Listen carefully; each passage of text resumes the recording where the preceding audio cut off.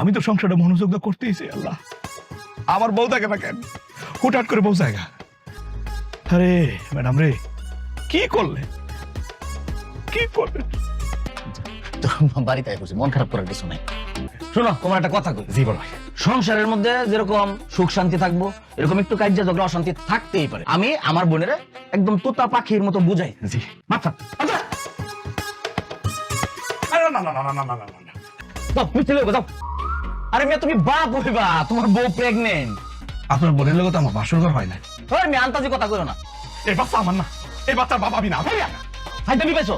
আমার বোন এই বাড়িতে থাকবো, এই বাড়িতে বাচ্চা প্রসব করবো। তাইলে আমি এই বাড়িতে থাকবো না, আমি এই বাড়িতে যাইছি বোন আর ফিরে আসবো না রে ভাই। তোমার কি মাথায় সমস্যা আছে নাকি? সন্তান আসতেছে তার, সে খুশি হবে। ভাই তুমি একটু শান্ত হও, আমি তোমার বুঝাই করতেছি।